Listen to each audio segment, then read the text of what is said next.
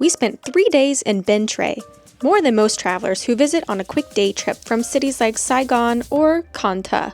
In just one day, you can explore markets, coconut groves, and riverside villages that still feel untouched. We're sharing our favorite finds and what made this place stand out. So if you're thinking of visiting for a day or 3, here's what we found most worthwhile. After a few underwhelming days in Can Tho, we made our way by bus to Ben Tre, a smaller, quieter spot in the Mekong Delta. After a 3-hour bus ride, we checked into our hotel, the Diamond Stars, which is perfectly located in the center of town. Just across the street, the morning market is easily one of my favorite spots in town. It's lively without being overwhelming, and unlike the floating market in Can Tho, this one actually feels lived in. People aren't performing for tourists, they're just going about their day. Baskets of leafy greens and tropical fruit spill onto the pavement. Anything else? No, I don't think so.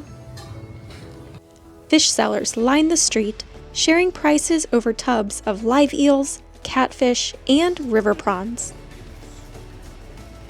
Vendors shift their goods to make room for passing motorbikes, weaving tightly through the narrow lanes. It felt more real, and because it wasn't packed with tourists, we could actually just take our time and observe. We came back every morning, and each time we noticed something new.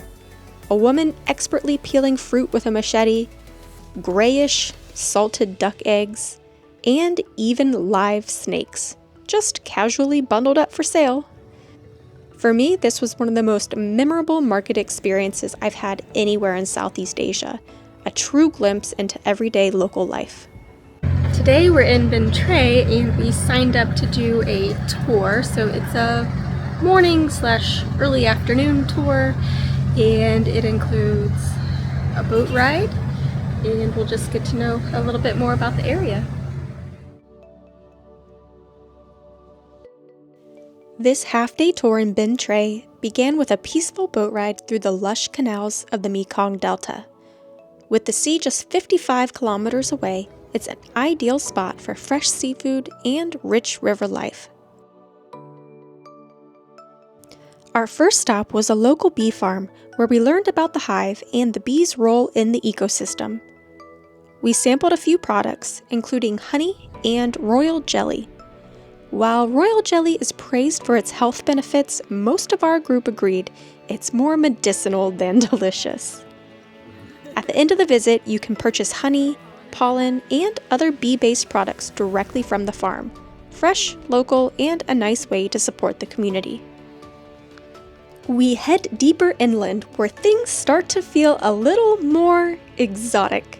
We stop at a roadside stand displaying jars of homemade liqueur, each one infused with something wilder than the last.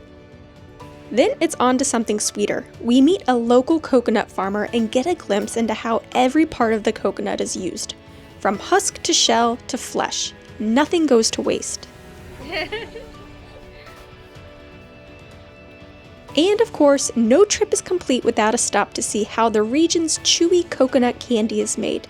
It's all done by hand, and yes, you can sample and buy some straight from the source. By now we're starting to feel a bit peckish, so it's perfect timing for a break. We're served a platter of fresh local fruit, while local musicians perform traditional songs nearby. It's a chance to slow down for a moment, take in the setting, and soak up a bit more of the region's culture, one bite and one note at a time.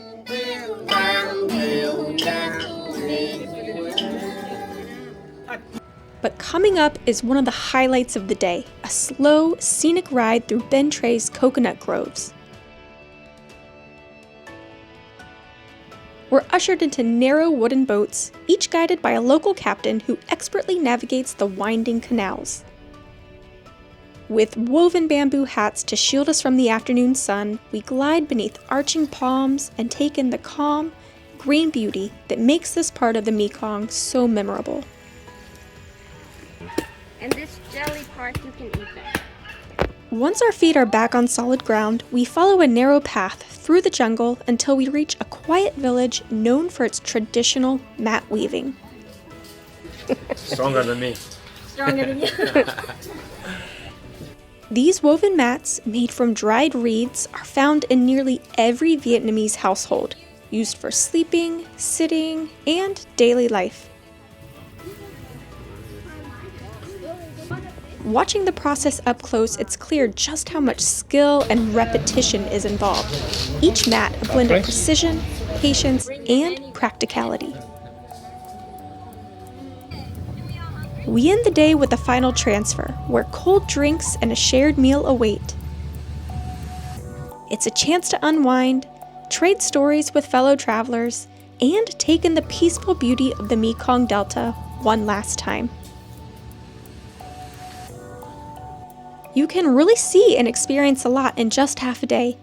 It's definitely designed for tourists being shuttled between stops, but if you go in with the right expectations, it's a nice way to see more of the area.